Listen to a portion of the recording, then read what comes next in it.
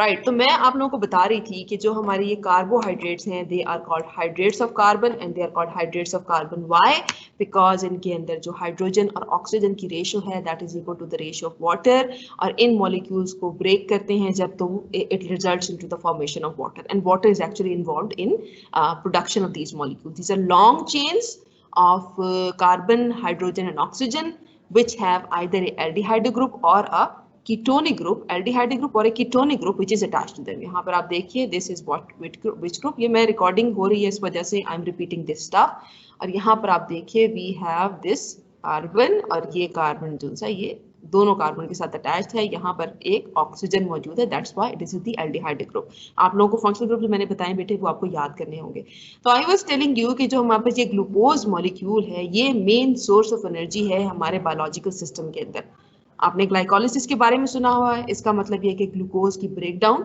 ये ग्लाइकोलिसिस का प्रोसेस क्या करता है इस ग्लूकोज मॉलिक्यूल को ब्रेक कर देता है दो तीन कार्बन के मॉलिक्यूल्स के अंदर that molecule is called pyruvate pyruvate या इसको हम पायरुविक एसिड भी कहते हैं दिस इज 3 कार्बन इसके 2 मॉलिक्यूल्स प्रोड्यूस होते हैं these enter into the mitochondria और वहां पर टीसीए साइकिल के अंदर ये जाते हैं टीसीए साइकिल के अंदर एंटर होने के बाद these molecules generate ATP molecule जो कि हमारी जो बॉडी है उसकी एनर्जी की करेंसी है and then along with that ये हमारे पर प्रोड्यूस करता है NADPH मॉलिक्यूल ये NADPH मॉलिक्यूल यू सी इसके पास हाइड्रोजन मौजूद है दिस रिड्यूस जो भी हम एनर्जी फूड से लेते हैं फूड स्टफ जो भी हम लेते हैं that is all in a highly reduced form ठीक है और उस रिड्यूस्ड का जो सा हमारे पास हाइड्रोजन है that is actually responsible for generating the electrons जो कि इलेक्ट्रॉन्स हमारे इलेक्ट्रॉन ट्रांसपोर्ट चेन के अंदर क्या करते हैं ट्रांसपोर्ट होते हैं to the oxygen molecule oxygen molecule इसको एक्सेप्ट करता है ये देखें यहाँ पर बना हुआ है और ये एक्सेप्ट करने के बाद it leads into production of more ATP molecules okay ऐसे होता है अब ये हमारे पास यहाँ पे जो फोटो सिस्टम 1 और फोटो सिस्टम 2 लिखा हुआ है और यहाँ पर एक प्लांट सेल की एग्जांपल दी गई है और ये क्या चीज है व्हाट इज दिस ये थाइलाकॉइड मेम्ब्रेन है एंड दिस इज व्हाट हमारी जो फोटोसिंथेसिस का प्रोसेस प्लांट के अंदर कौन करता है स्ट्रोमा क्लोरोप्लास्ट में होता है क्लोरोफिल के जरिए जी और वहां पर हमारे पास ये जो क्लोरोप्लास्ट है वहां पर जो सिस्टम चलता है जिसको फोटो सिस्टम 2 और 1 कहा जाता है that is electron transport chain जो कि हमारे माइटोकॉन्ड्रिया के अंदर भी हो रही होती है ऐसे ही है ना जिस हमारे पास तो क्लोरोप्लास्ट मौजूद नहीं है हम ऑटोट्रोप्स नहीं है लेकिन जो हमारे पास कीमोट्रोप्स हैं वो क्या करते हैं ये ऑटोट्रोप्स हैं प्लांट ये ऑटोट्रोप्स क्या करते हैं इनके अंदर जो क्लोरोप्लास्ट होता है ये यहाँ पर इलेक्ट्रॉन ट्रांसपोर्ट चेन होती है जबकि जो एनिमल्स हैं वहां पर this electron transport chain plants के अंदर this is called photo system 1 and 2 उसमें डिवाइड की गई है एक लाइट डिपेंडेंट होता है एक लाइट इंडिपेंडेंट होता है जबकि एनिमल्स के अंदर inside the mitochondria this process takes place electron transport chain eventually transfers electrons to the oxygen और result के अंदर we are able to produce a lot of energy right तो ये हमारे पास जो कार्बोहाइड्रेट्स हैं आई वाज टेलिंग यू कि ये मेन सोर्स ऑफ एनर्जी हैं इसके अलावा because these are the most abundant molecule in biological systems या हमारे सेल्स के अंदर ये एक बहुत ही इन्होंने इंपॉर्टेंट इनका रोल है ये स्ट्रक्चरल रोल परफॉर्म करते हैं फॉर एग्जांपल हमारे जो कार्टिलेज हैं हमारी जो बोन्स हैं इसके अलावा हमारा जो मेन बॉडी का जो स्ट्रक्चर है प्रोटीन्स के अलावा this is also made up of carbohydrates अगर हम बैक्टीरिया की बात करें तो बैक्टीरिया के अंदर भी इनका जो स्ट्रक्चर है this has a major constituent which is made up of carbohydrate या शुगर मॉलिक्यूल आप ये देखिए कि यहाँ पर मैंने इसकी जो कार्बोहाइड्रेट है इसकी मैंने जो सेल वॉल है इसका यहाँ पे स्ट्रक्चर बनाया हुआ है यहाँ पर आप देखिए we have this bacterium for example अगर ये कोलाई है तो यू सी के इसके अंदर एक आउटर लेयर है then we have a inner layer और ये दो हमारे पास जो आउटर इनर लेयर है इनके बीच में एक शुगर मॉलिक्यूल की एक रिच समझने के जैसे कि यहाँ पर ये सेलुलोज माइक्रोफिब्रिल्स हैं रिच सोर्स पाई जाती है जितनी ज्यादा ये थिक होती है उतना ज्यादा ये बैक्टीरिया रेजिस्टेंट होता है या टॉलरेंट होता है इसकी प्रोटेक्शन की कवरिंग होती है राइट इसको पेप्टाइडोग्लाइकन कहा जाता है जब हम कार्बोहाइड्रेट्स को या ग्लाइकोसिलेटेड कार्बन्स को हम पढ़ेंगे जिनके अंदर हमारे पास प्रोटीन मॉलिक्यूल उनके साथ जुड़ा हुआ है तो मैं पेप्टाइडोग्लाइकन की आप लोगों को बहुत ज्यादा डिटेल के अंदर उसका स्ट्रक्चर और हर चीज आपको बताऊंगी राइट एनीवे जो हमारे पास ये कार्बोहाइड्रेट मॉलिक्यूल्स हैं दे हैव दिस एबिलिटी कि ये अपने साथ लिपिड को भी ज्वाइन कर लेते हैं फैटी एसिड के अंदर अगर आप देखें तो फैटी एसिड के अंदर अगर उनका मैं आपको स्ट्रक्चर बना के दूं तो वी हैव ए कार्बन जिसके पास डबल बॉन्ड होता है ऑक्सीजन होता है साथ में इसका this can be hydroxyl group, this is the acyl group, इसको असाइल ग्रुप कहते हैं। साथ में लॉन्ग चेन होती है हाइड्रोकार्बन्स की, ऐसे ही है ना, कार्बन और हाइड्रोजन की लॉन्ग चेन होती है which forms a fatty acid molecule. Carbohydrates can link with the fat, they can link with the lipids, they can link with the amino acids और phosphate group, nitrogen group, sulfur group, इन तमाम के साथ since you know कि इसके structure के अंदर we have this hydrogen, this can be replaced। यहाँ पर हमारे पास ये जो oxygen है this has a lone pair of electron and this oxygen can also, ये reactive sites हैं जिनके ऊपर दूसरे मॉलिक्यूल आके इनके साथ अटैच कर सकते हैं। In essence we can say कि जो कार्बोहाइड्रेट हैं ये हमारी बॉडी का मेजर कंपोनेंट है, मेजर स्ट्रक्चरल यूनिट्स हैं, मेजर हमें एनर्जी प्रोवाइड करने वाले यूनिट्स हैं। So they are essential for normal growth and development और या फिर उसको हम कह सकते हैं for life, it's really important, right. अगर हम कार्बोहाइड्रेट की आगे जाके क्लासेस करें तो कार्बोहाइड्रेट्स को वी कैन डिवाइड, ये इसको हम सिंपल शुगर्स भी कहते हैं या पॉलीसेकेराइड्स भी कहते हैं या सिंपल सेकेराइड्स भी कहते हैं। आप यहाँ पर देखें कि यहाँ पर एंड के अंदर सेकेराइड का वर्ड इस्तेमाल हुआ है, ये असल में ग्रीक वर्ड है जिसका मतलब है शुगर, दैट्स शुगर, शुगर यानी कि स्वीट, राइट। ये हमारे पास सेकेराइड वर्ड है विच इज एक्चुअली रिप्रेजेंटिंग, क्योंकि ज्यादातर जो शुगर्स हैं they taste sweet but not all of them. असल में बात ये है कि जो शुगर्स उस टाइम पे आइडेंटिफाई की गई थी दे वर ऑल मोनो या डाइसेचुराइड्स थी और because their taste was sweet that's why उनको इस टाइम पे नाम दे दिया गया। So this is a generalised name. Carbohydrates की अगर हम बात करें तो अगर हम इनका केमिकल नेम लें तो दीज आर हाइड्रेट्स या ये हमारे पास कीटोनिक या एल्डिहाइडिक हाइड्रेट्स हैं कार्बन के, मतलब हम तो इनके केमिकल ग्रुप के ऊपर जो फंक्शनल ग्रुप मौजूद है उसकी बेस के ऊपर क्लासिफिकेशन कर रहे हैं। तो ये जो सेकेराइड है ये इसका कॉमन नेम है। कार्बोहाइड्रेट की अगर हम क्लासिफिकेशन करें तो वी हैव शुगर्स या वी हैव स्टार्चेस। शुगर्स वो हैं जिनमें तमाम टेस्ट पाया जाता है, स्टार्चेस वो हैं जो कि टेस्ट लेस होती हैं इन जनरल। और शुगर्स जो हैं इनको आगे हमने फर्दर क्लासिफाई किया है into monosaccharides, we also have oligo भी हैं and then we have disaccharides, right. Monosaccharide के अंदर हमारे पास एक सिंगल मॉलिक्यूल मौजूद है। For example we have this glucose molecule. Glucose molecule के अंदर कितने कार्बन होते हैं? अगर मैं ग्लूकोज का यहाँ पर फॉर्मूला बनाऊं, this is C6H12 and O6, ठीक है। This is the empirical formula of glucose molecule, right. अब ये क्या है? This is aldehyde, right. अब मोनोसेचुराइड्स के अंदर वी हैव, इनके अंदर जो नंबर ऑफ कार्बन होता है that can very from 3 to 5, right, and can also B 6, right. यहाँ पर नंबर ऑफ कार्बन मिनिमम ये हो सकता है, ठीक है, ये हो सकता है, ये हो सकता है, मतलब इसका जो इंडिविजुअल यूनिट है this can be 3 carbon, 5 carbon और 6 कार्बन, मैक्सिमम 6 कार्बन, राइट। और जब हमारे पास 5 कार्बन के बाद या 5 कार्बन की अगर हम बात करें और 5 कार्बन के बाद के साइज की बात करें तो जितने भी हमारे पास शुगर मॉलिक्यूल्स होंगे they will have a cyclic structure, ठीक है, मतलब उनका इस तरह का स्ट्रक्चर होगा, साइकिल बना हुआ नहीं, साइक्लिक स्ट्रक्चर मौजूद होगा, राइट। तो एक सेकंड में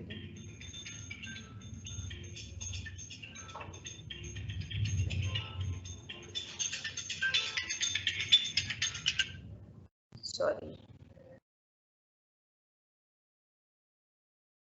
okay, so we have this classes of carbohydrate जिसके अंदर फर्स्ट ऑफ ऑल मैंने आपको बताया मोनो, मतलब इसके अंदर सिंगल हमारे पास शुगर मॉलिक्यूल मौजूद है। We have glucose molecule, fructose molecule and then we have galactose molecule. Monosaccharides हमारे पास बहुत कॉमन है जी, लेकिन and they all taste sweet, they are highly soluble in water, all the carbohydrate in general are soluble in water। लेकिन जैसे जैसे इनके अंदर जो इंडिविजुअल यूनिट है इसकी लेंथ बढ़ती जाएगी, नंबर ऑफ इंडिविजुअल यूनिट बढ़ते जाएंगे तो हमारे पास इनकी जो सॉल्युबिलिटी है वो डिक्रीज होती जाएगी। For example monosaccharides are more soluble as compared to oligosaccharides. अब वो हमारे पास मॉलिक्यूल जिनके अंदर जो फॉर एग्जांपल जो मोनोसेचुराइड है इसके अंदर एक सिंगल यूनिट मौजूद है ग्लूकोज का, फ्रुक्टोज का या गैलेक्टोज का। ओलिगो के अंदर हमारे पास 2 हो सकते हैं, मतलब वी हैव डाइसेचुराइड्स जिनकी बात करें माल्टोज है, लैक्टोज है, सुक्रोज है, they are made up of individual. For example अगर मैं सुक्रोज की बात करें तो सुक्रोज के अंदर we have 1 glucose molecule plus 1 fructose molecule, ठीक है। और इसके अंदर मतलब these two when combined together they result in the formation of sucrose molecule। so we have disaccharides। इसके अलावा we have oligosaccharides। यहाँ पर 2 मॉलिक्यूल हैं, di मतलब 2। if we have 3 to 5 units या अप टू 20 यूनिट्स, कम से कम 3 इंडिविजुअल यूनिट हो glucose के या ज्यादा से ज्यादा 20 हो, तो उनको हम कहते हैं जी ओलिगोसैचराइड्स। ओके, और जब हमारे पास 20 से ज्यादा इसके अंदर इंडिविजुअल यूनिट हो जाते हैं, this is called a polysaccharide. Poly मतलब मैनी। इसके अंदर we have examples of starches, we have fibre and we have glycogen. Starch क्या है जी? स्टार्च हमारे पास प्लांट्स के अंदर क्या है? स्टोरेज फॉर्म है ग्लूकोज की। फाइबर प्लांट्स के अंदर वाटर की एब्जॉर्प्शन का काम करता है, स्टोरेज का भी काम करता है, बेसिकली ये प्रोटेक्शन का काम करता है, right. And then we have glycogen. Glycogen हमारे पास स्टोरेज फॉर्म है ग्लूकोज की या कार्बोहाइड्रेट की स्टोर्ड फॉर्म है, जो कि एनिमल्स के अंदर पाई जाती है। ओके, तो अगर हम इनकी क्लासिफिकेशन देखें तो क्लासिफिकेशन के अंदर depending upon number of units we have monosaccharides, we have disaccharide. Mono का मतलब सिंगल यूनिट इसके अंदर ग्लूकोज का है, सिंगल फ्रुक्टोज का है, सिंगल ग्लैक्टोज का है। डाई मतलब ये कि इन सिंगल मोनोसैचराइड के अंदर दो का कॉम्बिनेशन है, रिजल्ट के अंदर उसने दो मॉलिक्यूल्स मिलके एक मॉलिक्यूल बना रहे हैं, दैट इज ए डाइसैचराइड। और जब हमारे पास मिनिमम 3 और मैक्सिमम 20 अगर यूनिट्स कंबाइन कर रहे हैं तो रिजल्ट के अंदर उन्होंने जो स्ट्रक्चर बनाया that is called oligosaccharide. Oligosaccharide तक हमारे पास जो मॉलिक्यूल हैं they are soluble in water and they have a taste. लेकिन जब हमारे पास जो इंडिविजुअल यूनिट की जो लेंथ है ये 20 से ज्यादा हो जाती है, इनकी जो सॉल्युबिलिटी है वो रिड्यूस हो जाती है या खत्म हो जाती हैं, और इनका टेस्ट भी जो है वो खत्म हो जाता है, एंड दे आर कॉल्ड पॉलीसैचराइड्स। और पॉलीसैचराइड्स भी के अंदर हमारे पास जो मेजर एग्जांपल हैं इनके अंदर स्टार्च है, ग्लाइकोजन है and then we have fibre.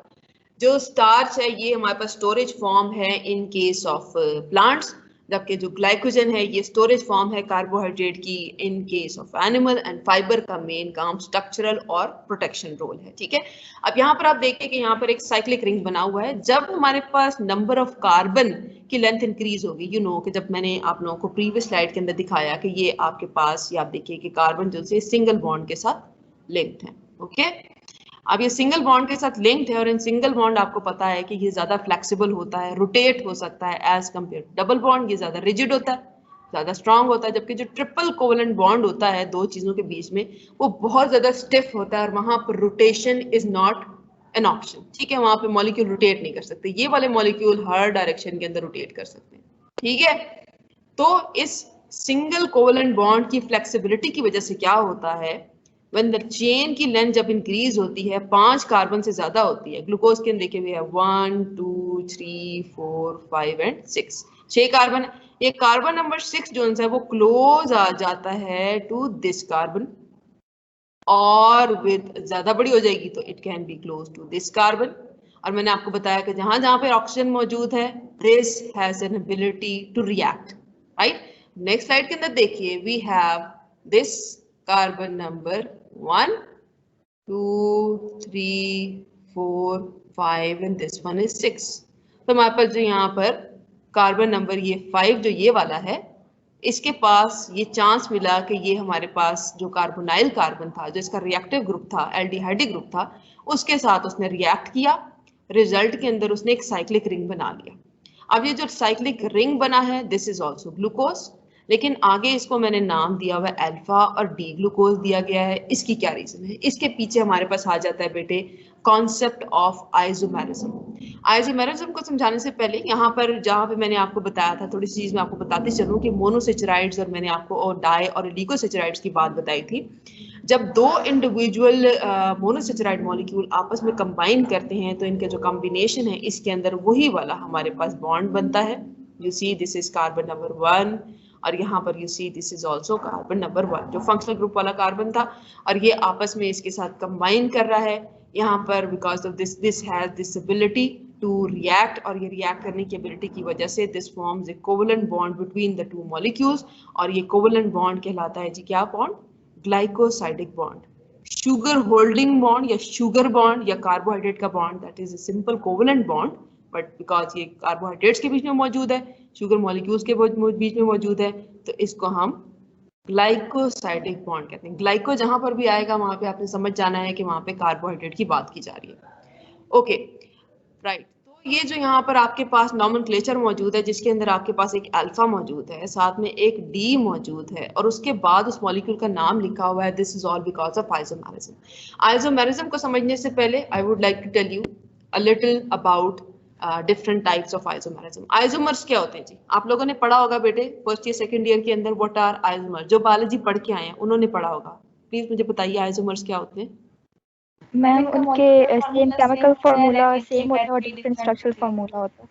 Exactly वो मॉलिक्यूल जिनका केमिकल फॉर्मूला सेम हो लेकिन स्पेस के अंदर उनकी ओरिएंटेशन डिफरेंट हो, they are called isomers of each other. For example मैं यहाँ पे फॉर्मूला लिखती हूँ जी, ग्लूकोज का लिखते हैं C6H12 एंड O6, ठीक है।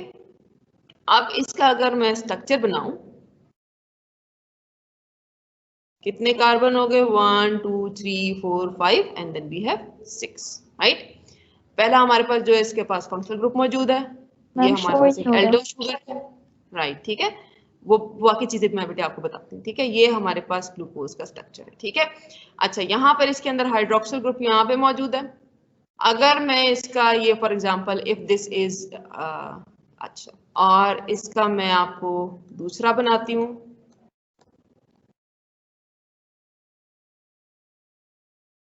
राइट।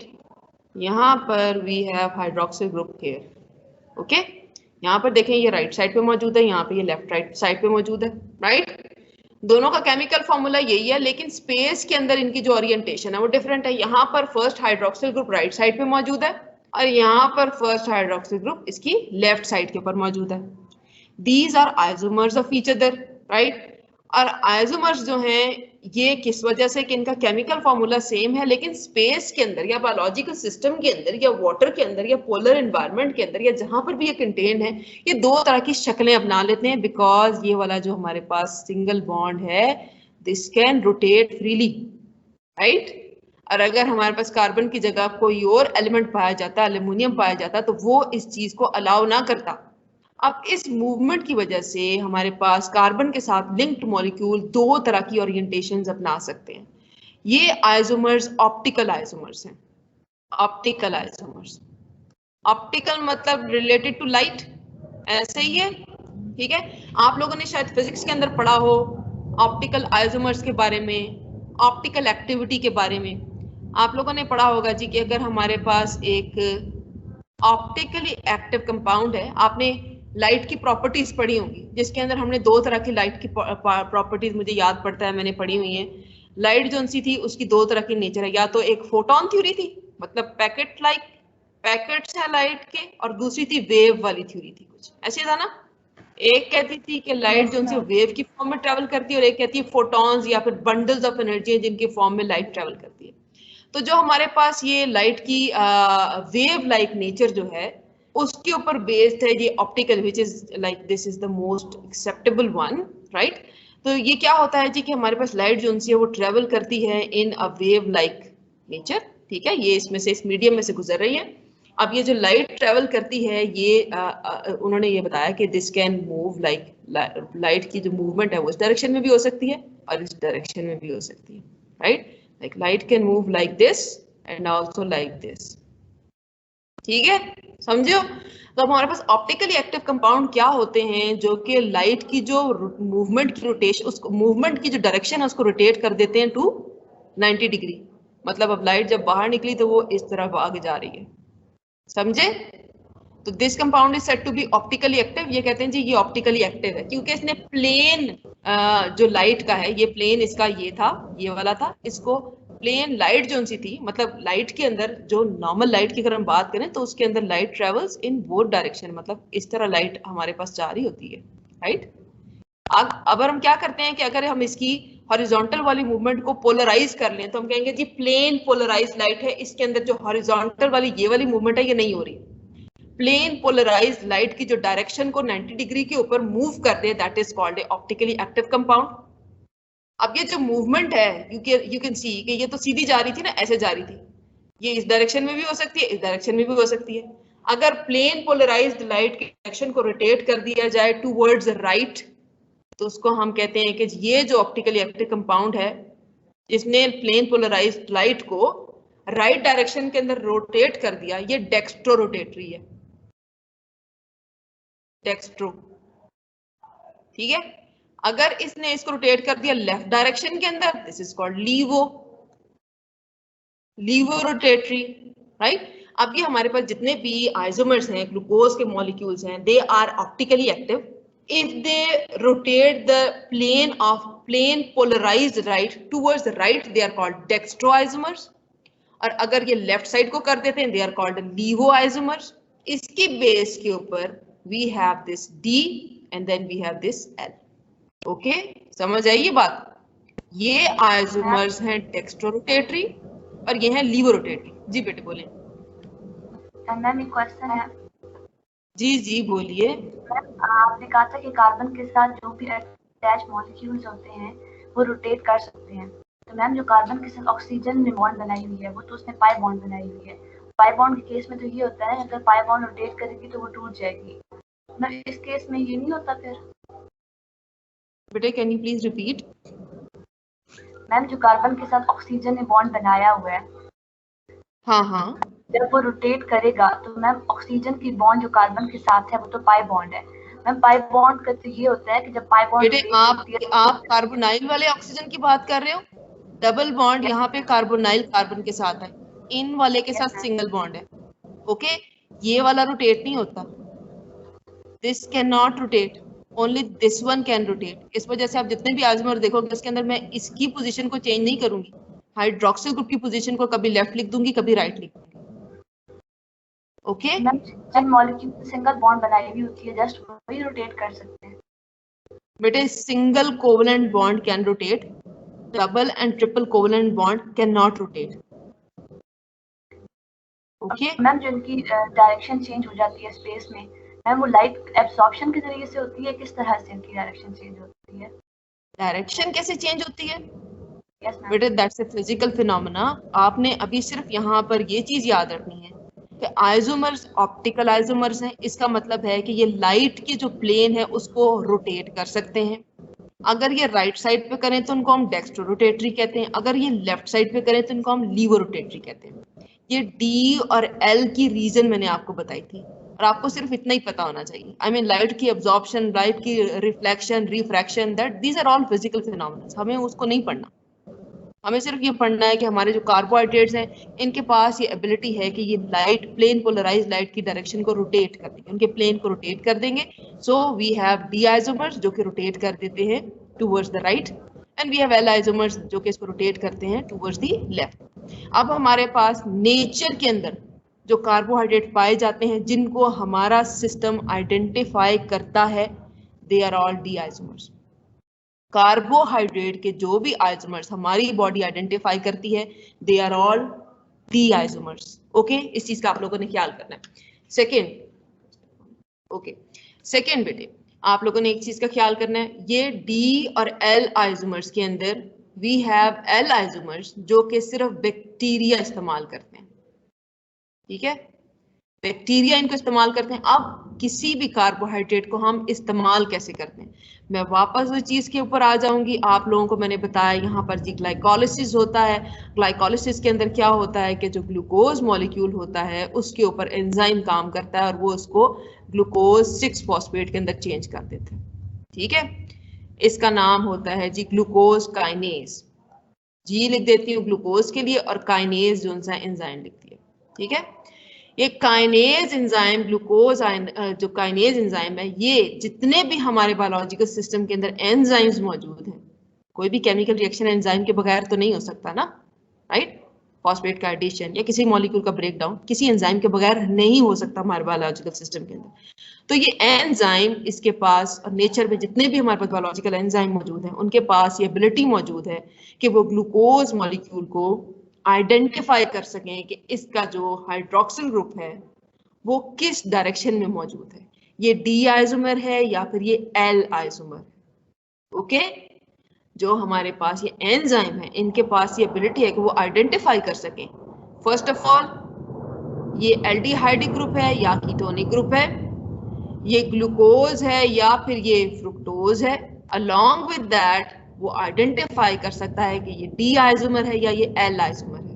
हमारे बायोलॉजिकल सिस्टम के अंदर हमारे तमाम enzyme they are so efficient, enzyme proteins है ना, तमाम enzyme they are so efficient that they can not only identify whether it is a aldehyde, functional group कौन सा है, कितने नंबर ऑफ कार्बन है, बल्कि it has also the ability to identify the orientation of hydroxyl group with respect to the functional group.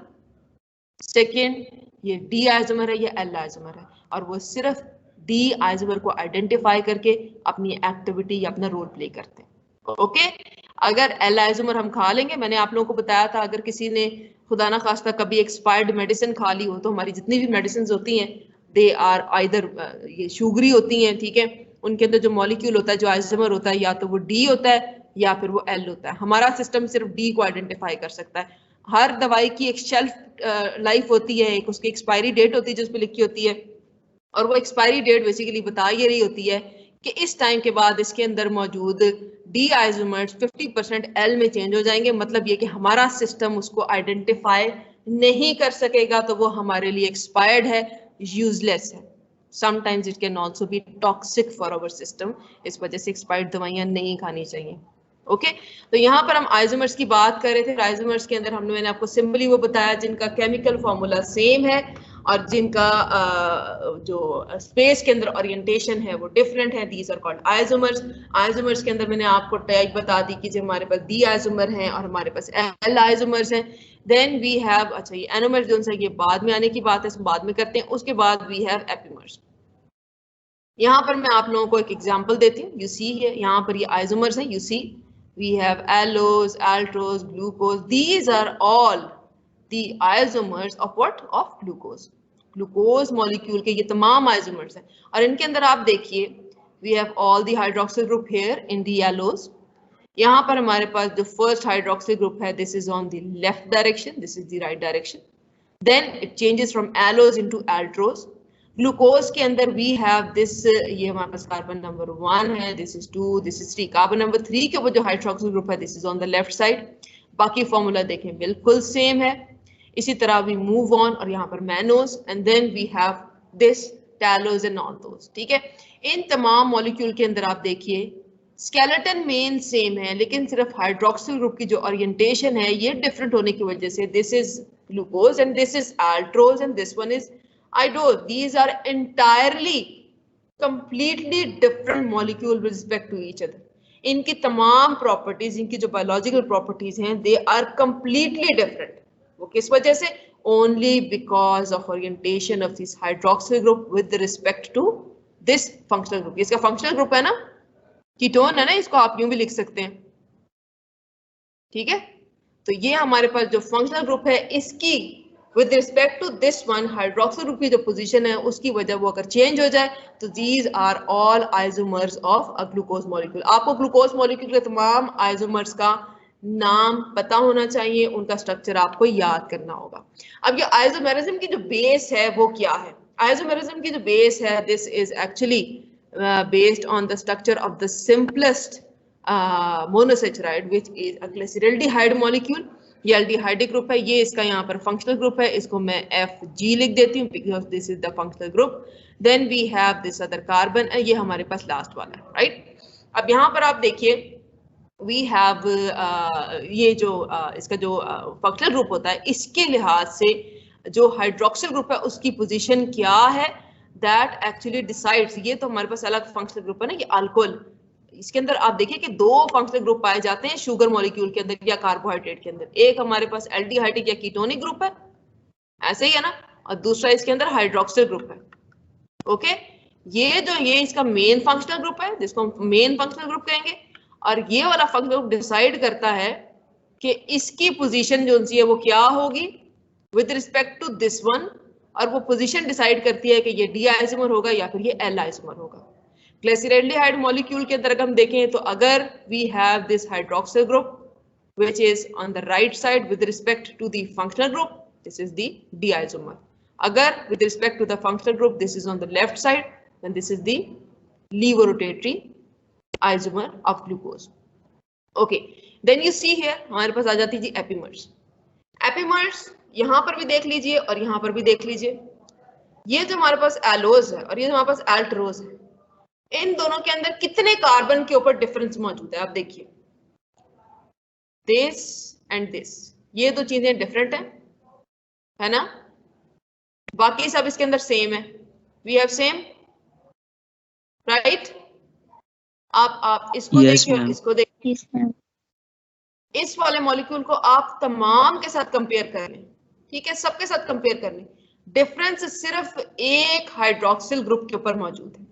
So the isomers that are different from each other with respect to the orientation of this alcohol only at one carbon, these are called epimers. जिनके अंदर सिर्फ एक carbon के ऊपर difference मौजूद है, these are isomers। तो ये हैं ही, क्योंकि इनकी स्पेस के अंदर ओरिएंटेशन डिफरेंट है, लेकिन इनका जो केमिकल फॉर्मूला है वो तो सेम है। आइसोमेरिज्म के नीचे we have this सब क्लासेस जिसके अंदर मैं आपको एपीमर्स की बात बता रही हूँ, राइट?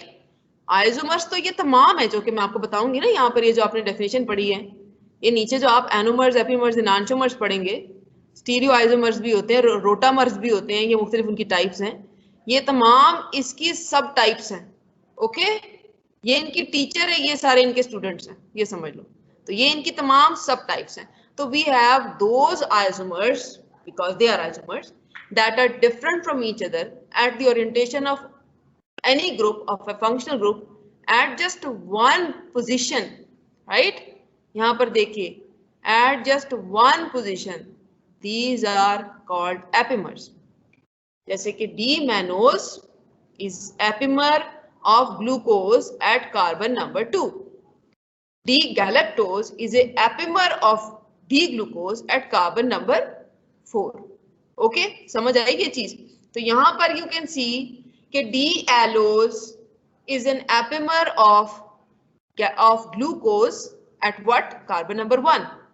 इसी तरह यू कैन सी, अगर मैं इधर इसकी बात करूं तो वी हैव डिफरेंस एट, यहां पर देखिए कि कहां पे डिफरेंस है। वी कैन सी ये वाला कार्बन, इसके ऊपर डिफरेंट है ओरिएंटेशन, यहाँ पे सेम है, यहाँ पर सेम है, यहाँ पर we have same. So D glucose और डी आइडोलोज की अगर हम बात करें तो they are different from each other at carbon number 2। This is carbon number 1।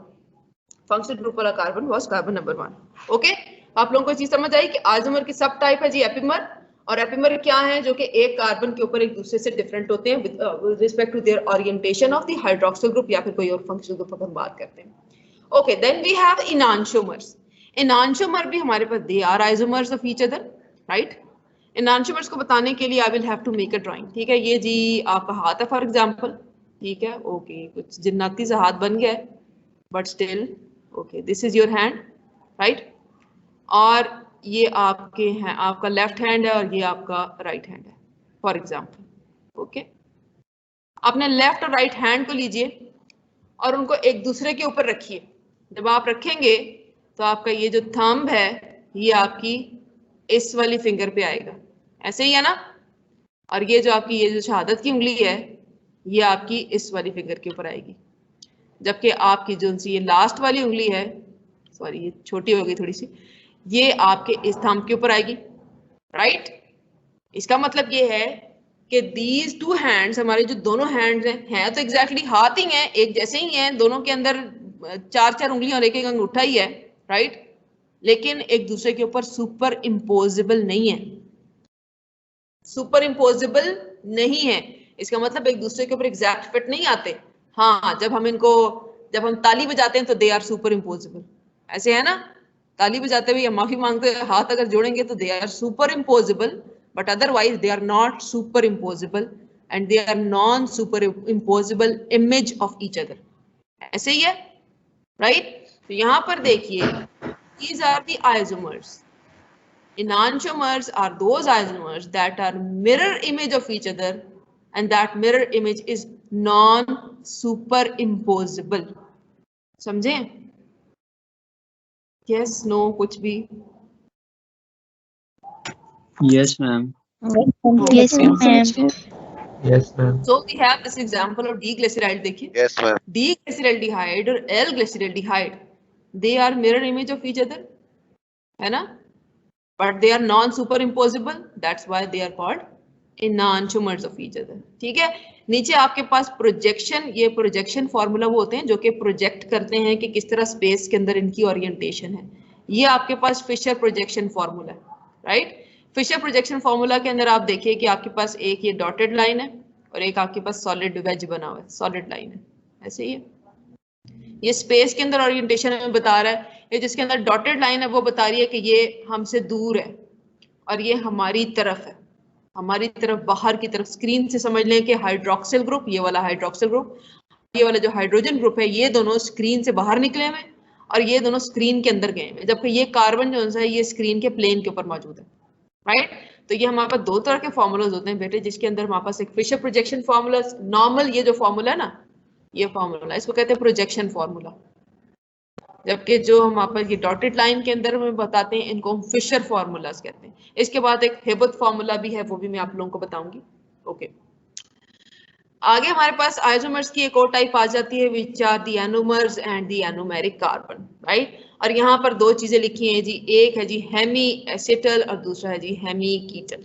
Okay, right. अब आप अगर ग्लूकोज का ही मैं स्ट्रक्चर बताऊं जो कि सिंपलेस्ट कार्बोहाइड्रेट है, यू कैन सी कि यहाँ पर दो तरह के फंक्शनल ग्रुप मौजूद हैं। एक यहाँ पर एल्डिहाइडिक फंक्शनल ग्रुप है और दूसरा यहाँ पे ये अल्कोहल वाला फंक्शनल ग्रुप है, ठीक है। This one, this one, this one, this one and this one. Okay, अब देखिए एसिटल और कीटल क्या होता है। जब एक अल्कोहल कंबाइन करती है with aldehydic group results in the formation of a acetal group, right। यहाँ पर देखिए कि एक aldehyde है, you see this can be anything with the carbon, then we have this is carbon, any carbon which is attached with the hydroxyl group, this is the aldehydic group। यहाँ पे carbonyl carbon है, यहाँ पर ये hydroxyl group है। As I told you कि ये reactive हमारे पास रीजन है, ये कंबाइन कर रहा है रिजल्ट के अंदर। यू सी कि यहाँ पर वी हैव दिस, ये जो हमारे पास ये हाइड्रोजन मॉलिक्यूल है, this makes a bond here, and यहाँ पर जो कार्बन है इसने अपना अलग नेक्स्ट बॉन्ड बनाना है, so it makes a bond with this OR, ठीक है। O और R जो ग्रुप है इसके साथ ये बॉन्ड बना लेता है। ओके, तो ये जो हमारे पास दो फंक्शनल ग्रुप मतलब एल्डिहाइड और कीटोन की फॉर्मेशन के बाद जो हमारा ग्रुप बनता है that is called a hemiacetal group, right. जबकि हमारे पास अगर कीटोन जब कंबाइन करता है with an alcohol in similar way, यहाँ पर डबल बॉन्ड है, यहाँ पे दोनों कार्बन है, यहाँ पे सिर्फ एक हाइड्रोजन मौजूद था, इसी तरह यहाँ पर we are going to make ये OR हो जाएगा और यहाँ पे OH हो जाएगा, ठीक है, लाइक दिस वन, ठीक है। ये जो आपके पास यहाँ बना हुआ है, तो this results in the formation of a hemiketal group, right. ये जो यहाँ पर हाइड्रोक्सिल ग्रुप मौजूद है, यू कैन सी दैट, बेटे यहाँ पे क्लास हो रही है, ये जो हाइड्रोक्सिल ग्रुप यहाँ पर मौजूद है, व्हाट टाइम इज इट, कि अभी तो टाइम है हमारे पास। ओके, ये जो हमारे पास हाइड्रोक्सिल ग्रुप है यहाँ पे, ये जो अगर ये रिप्लेस हो जाए विद R, दिस इज ये कंप्लीट जो ग्रुप होता है दैट इज कॉल्ड एसिटल, जिसके अंदर we have a carbon which is linked with 2 oxygen and 1 hydrogen and then this is R, ठीक है। and this oxygen if it is linked with a carbon and a carbon, this is called acetal, okay। और अगर ये हमारे पास ketone से बना था तो इसको हम कहेंगे ketal, that is called ketal, exactly, ठीक है। जबकि ये हमारे पास R, अगर this is a hydrogen then this is called half acetal या फिर हेमी एसिटल, ओके। ये मैंने आपको बता दिया कि जी एसिटल और जो कीटल होते हैं वो बनते कैसे। जब अल्कोहल का ग्रुप जो है वो एल्डिहाइडिक ग्रुप के साथ कंबाइन करता है रिजल्ट के अंदर it results in the formation of hemiacetal group. अब आप देखिए कि हमारे पास ग्लूकोज मॉलिक्यूल के अंदर आई टोल्ड यू कि 6 से ज्यादा 5 से ज्यादा जब कार्बन हो गया तो ये कार्बन, इसके पास ये एबिलिटी है कि ये इसके करीब आ जाए, ओके, एक साइक्लिक स्ट्रक्चर बना ले। तो होता क्या है कि हमारे पास ये वाला अल्काइल ग्रुप रिएक्ट करता है विद दिस एल्डिहाइड ग्रुप, या फिर ये कार्बन नंबर 2 के ऊपर this ketonic group reacts with the alcohol group which is present at this carbon जो फारदेस्ट अवे है, it results in the formation. ये देखिए कि ये molecule results in the formation of this what you see carbon जो कि linked है with N oxygen, जो चीज मैंने आपको यहाँ पे बताई थी ये वाली चीज, ठीक है। और then this is linked with a carbon again, this result in the formation of a what, ये क्या है, हेमी क्या है बेटे, ये दिस इज एसिटल। और अगर ये कीटोन होता, हमारे पास यहाँ ग्लूकोज की जगह फ्रुक्टोज होता है, अगर हमारे पास यहाँ पे ग्लूकोज की जगह फ्रुक्टोज मॉलिक्यूल मौजूद होता, यहाँ पर ऑक्सीजन मौजूद होता, ठीक है, तो ये बनाता क्या, ये बनाता हेमीकीटन। तो यहाँ पर आप देखिए कि we have this carbon, carbon number 1 जो कि जिसके साथ कितने ग्रुप्स मौजूद थे। यहाँ पर आपको एक चीज समझानी पड़ेगी ये बताने के लिए, what is a chiral centre.